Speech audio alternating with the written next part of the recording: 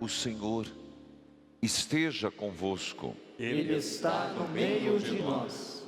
Proclamação do Evangelho de Jesus Cristo, segundo Mateus. Glória a vós, Senhor. Naquele tempo, disse Jesus a seus discípulos: Pedi e vos será dado. Procurai e achareis. Batei e a porta vos será aberta. Todo aquele que pede, recebe. Quem procura, encontra. E a quem bater, a porta será aberta.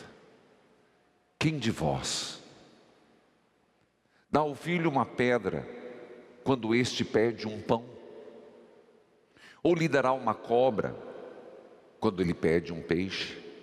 Ora, se vós que sois maus sabeis dar coisas boas aos vossos filhos, quanto mais o vosso Pai que está nos céus dará coisas boas aos que lhes pedirem.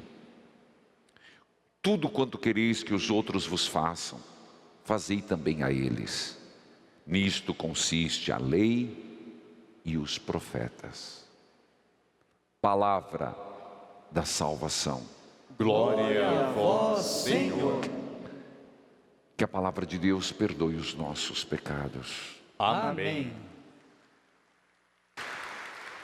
Querido povo de Deus, neste santuário, repita comigo: eu creio, Senhor. Eu creio, Senhor, Na tua palavra, na tua palavra, que me diz: pedi e recebereis. que me diz: pedi e recebereis. Procurai e achareis. Procurai e achareis. Batei e a porta vos será aberta. Batei, a porta vos será aberta. Eu creio, Senhor, Eu creio, Senhor, mas me faça crer mais. mas me faça crer mais.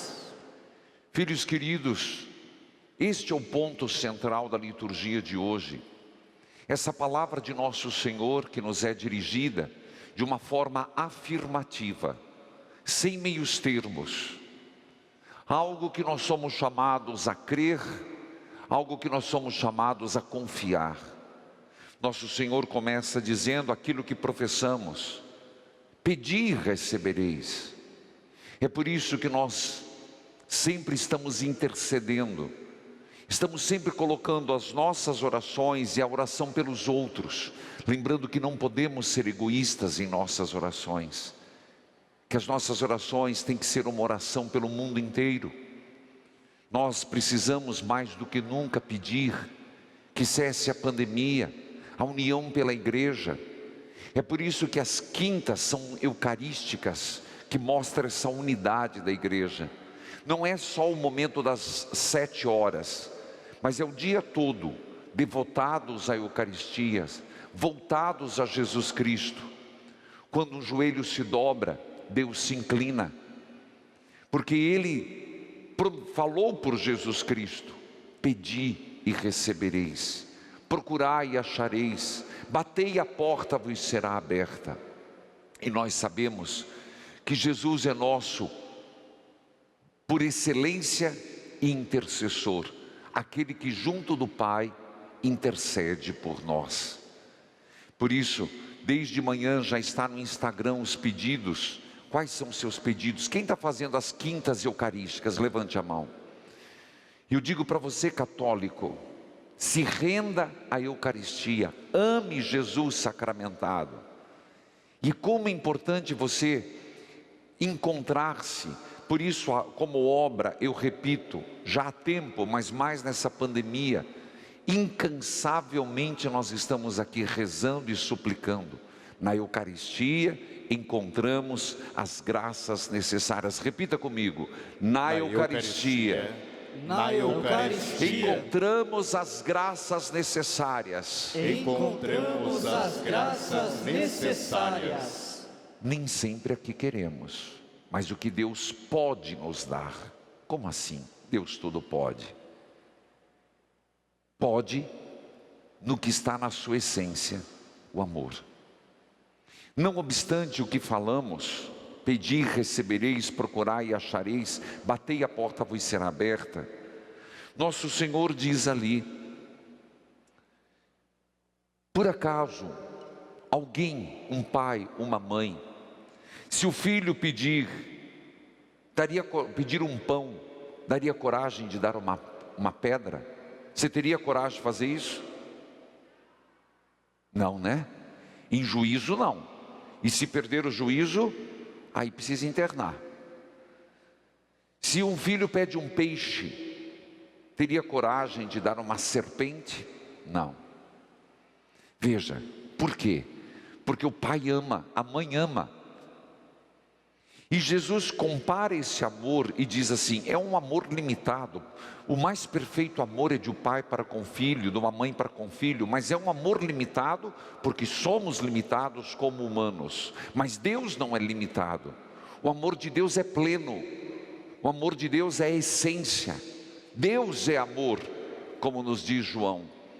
Então Deus, por mais que uma pessoa peça algo, se não convém a salvação, entenda o que eu estou falando, que não for bom, mesmo que sejam coisas temporais, porque mesmo as coisas temporais, elas estão em Deus nos desígnios de salvação. A grande vontade de Deus é que nós sejamos recapitulados, é uma palavra pouco complicada, que nós sejamos redimidos, santificados em Cristo. Isso é a ação do Pai. A nossa história unitiva com Deus se faz por Jesus Cristo. Então, se por vezes o que nós pedimos, mas eu peço e Deus não me dá, tem vários motivos. Pedidos frívolos, pedidos impróprios, não pedimos estando no pecado, com obstáculo para a graça, mas um dos motivos são apresentados hoje. O que pedimos não é bom para nós. Mas como, padre? O senhor pode dizer que eu estou pedindo um emprego e Deus não me dá um emprego? Talvez aquele emprego não lhe seja bom. Em vista de um estrago que pode acontecer na vida, Deus te prepare outro. Padre, isso é uma forma romântica de ver as coisas. Não, isso é uma forma de fé de ver as coisas. É diferente. É essa a perspectiva que Deus quer nos dar. E é real, porque Deus é amor. Deus tem o amor mais puro que todos nós. Mas então eu devo parar de pedir? Não, devemos continuar a pedir. Só que antes de pedir, antes de buscar, antes de bater, nós temos que pedir: Divino Espírito Santo, me ilumine. Hoje eu atendi uma senhora no rádio, não sei se alguém acompanhou, se não pega o reprise, às 5 horas sobe para o YouTube.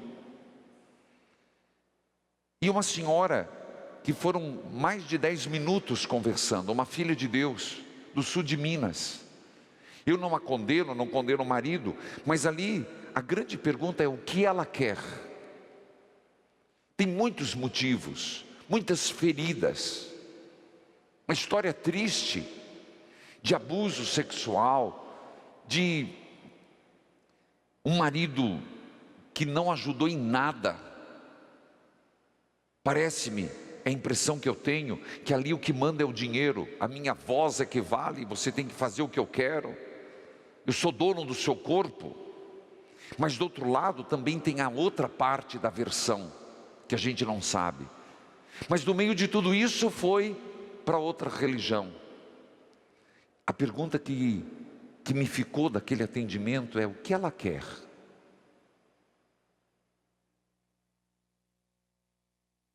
Uma pergunta que cabe a mim e a você: o que queremos? O que nós buscamos? Onde estamos batendo? Em que porta estamos batendo? Quais são nossas buscas?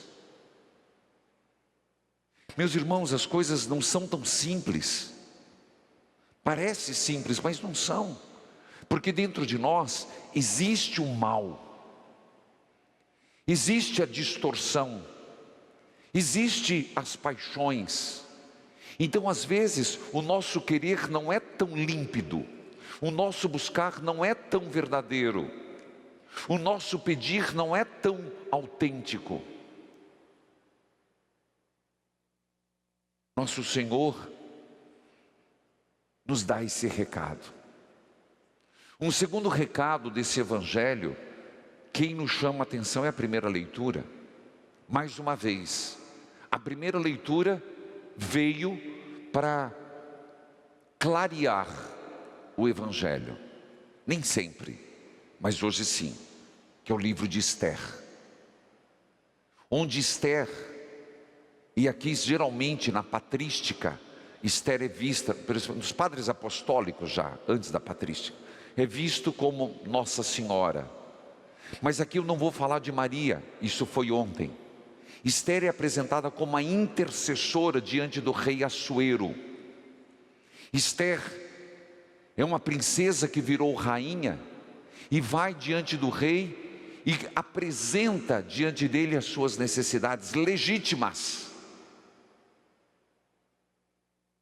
E pede a ele: se tens amor, a questão é essa, se me amas, ó rei, por que permite que queiram me matar? E o rei vai dizer: mas quem ousaria levantar a mão contra ti, Esther? Eles não só a mim, mas como a meu povo. Nesse contexto de hoje, Esther é uma prefiguração das nossas orações. As nossas orações que são apresentadas diante de Deus. Filho, nós não podemos, não tem outro caminho senão ser a oração, que não é só petição, tem todos os aspectos da oração, todas as formas de oração, mas um deles é a intercessão. Quando nós rezamos, eu dizia, não podemos ser egoístas só com os nossos pedidos, isso nos torna um tanto medíocres. Quando as nossas orações é só para os nossos problemas, eu ouso dizer que as nossas orações vão deficitárias.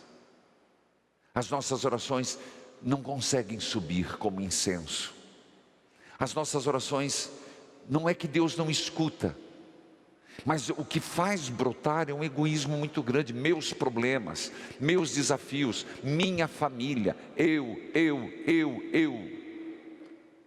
A primeira leitura nos fala de uma oração em favor de.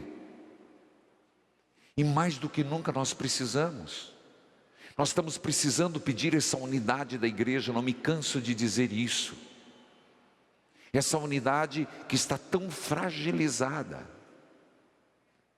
Precisamos pedir pela santificação dos sacerdotes, pela santificação do povo de Deus. Nós precisamos ser intercessores nesse tempo de pandemia. E tem gente que, impressionante, me ridiculariza. E ridiculariza as orações: Senhor, cesse a pandemia. É verdade, você não fique pasmo, mas é verdade. Que Deus não tem nada a ver com o começo e o fim dessa pandemia, meu filho. Se o fio de cabelo não cai de nossa cabeça sem que Deus o saiba, Deus não tem nada a ver com essa pandemia. Você percebe o que é o racionalismo? Eu vejo isso, esses comentários, e eu fico, mas de que coração ateu brota tamanha coisa? Mas isso está disseminado entre nós, porque nós temos uma visão distorcida de Deus, um Deus que está distante, um Deus que vê o mundo de camarote, e não é, o Deus que está afofando aquele que sofre e que não tem nem forças e nem consciência de rezar, mas foi entubado com o coração devotado a Deus. Você acha que Deus não está do lado? Não está do lado daquelas pessoas que estão passando por situações difíceis. Veja, a pandemia está crescendo. Você acha que agrada a Deus que a vacina não tenha chegado para nós ainda? Com esses hiatos e interrupções, isso agrada a Deus, que é sumamente bom? Onde que está a nossa oração? Todos nós temos problemas, eu tenho os meus, eu tenho as minhas pedras, eu tenho as minhas feridas, você tem as suas, mas nós somos igreja, e a primeira leitura é Esther que clama pelo povo. Como igreja nós precisamos clamar para que o mundo dê uma guinada. Aí tem gente que vai dizer: não, padre, besteira. Onde está a nossa fé? Onde está a nossa fé desse Deus que é providente, que o homem estraga e Deus faz tudo para consertar? É assim que eu vejo. Não que deveria ser, porque o homem deveria decidir iluminado por Deus. Infelizmente Deus tem que vir consertando. Meus irmãos, quando hoje a primeira leitura nos fala de Esther, nós devíamos, mesmo nos nossos terços, reservar algumas ave-marias nessas intenções gerais, nessas intenções da igreja, nessas intenções do Papa, nessas intenções dos governantes. Gostemos ou não, são eles que estão marcando o ritmo para onde o Brasil vai. Nós temos que conservar nossas orações em favor das pessoas mais sofridas, das pessoas que estão excluídas, daqueles que passam fome, daqueles que estão sem trabalho. Você entende que rezar é importante, interceder é importante, mais do que eu. Senão nós reduzimos a nossa fé ao meu ego, às minhas necessidades. Essa é uma segunda mensagem que a liturgia de hoje nos traz.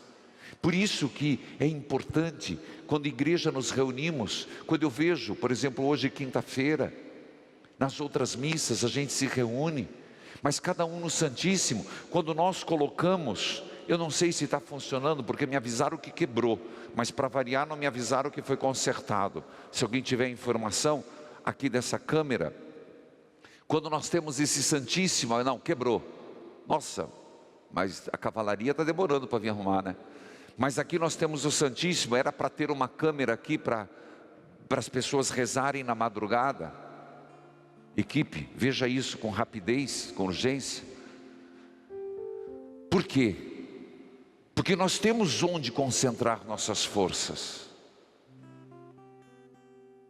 É o Senhor que nos dá a resposta. Caso contrário, povo de Deus, nós perdemos a perspectiva da salvação. Isso é um grande erro, um grande mal para todos nós. Nós nos achamos um acaso. Nós perdemos a esperança. Facilmente se perde a esperança. Por isso eu queria hoje dedicar esses dois pensamentos. O primeiro, da importância da oração, e de uma oração que é feita contrita, ela chega aos céus. E a palavra de nosso Senhor, nenhuma vírgula pode ser tirada. Pedi, recebereis. Caramba, filho! Procurai, você vai achar. Batei, a porta será aberta. Mas como é importante essa primeira parte ainda, pedir ao Divino Espírito Santo. E aquela frase: o que eu quero, o que eu busco, onde bato. No segundo momento, aquilo que falei, dessa universalidade da oração, dessa intercessão tão importante. E o terceiro ponto, e aí vou para o término, é a última frase de nosso Senhor Jesus Cristo. Uma frase: tudo o que quereis que os outros vos façam, fazei a eles. Se nós queremos que os outros, quando estamos doentes, rezem por nós, reze por eles. Se quando erramos, e quem não tem pecado atira a primeira pedra, que mesmo a pessoa ofendida nos perdoe, a gente quer isso. Perdoemos. Da mesma forma que nós queremos que, se por acaso, pela misericórdia, por um motivo, cairmos no momento sem condições de arcar com as nossas dívidas, se em algum momento caímos no desfortúnio, que alguém nos ajude, façamos. Portanto, termino com essa terceira e última reflexão, que deveria ser uma conduta de vida. Tudo quanto quereis que os outros vos façam, fazei a eles. Não nos momentos só bons. Rir com quem ri é fácil. Ser bom com quem é bom é fácil. Mas nos momentos, com as pessoas que nos são calosas, com as circunstâncias que nos colocam em desconforto, é aí que o Senhor pede. É aí que começa o cristianismo. Por fim mesmo, amem a Eucaristia. Amemos a Eucaristia. Somos cristãos católicos. Não me canso de dizer que o Senhor de todas as religiões nos deixou esse memorial.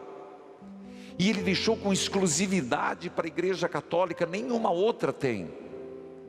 Que isso não nos faça sentir melhores, mas mais responsáveis. A Eucaristia é nossa. Então eu e você temos que ter amor, zelo, cuidado com Jesus Eucarístico. E não estou falando de um devocionalismo estéril. Eu estou falando de um estar na presença de Deus. Oh, gente, só para pensar que quando Jesus vem a nós na comunhão, eu recebo o Santo dos Santos. Só pensar que eu tenho alcance da minha boca o remédio de todas as minhas feridas, isso eu não sei nem a palavra, mas é algo estupendo. Quando nós nos damos conta que nós temos como refrigério de nossa alma o próprio Jesus. Porque aqui é simples, ou eu creio ou eu não creio. Me perdoe ser drástico. Ou é um pedaço de pão, uma bolacha, ou é Jesus. E para nós é Jesus Cristo. Se nós nos damos conta que quando Jesus é exposto no Santíssimo, eu estou diante de Deus. Meus olhos veem Deus. Que amor é esse? Que Deus se preocupa tanto com o homem. Dai-nos, Senhor, mais amor à Eucaristia. Dai-nos, Senhor, mais amor à Eucaristia. Dai-nos, Senhor, mais amor à Eucaristia. Amém.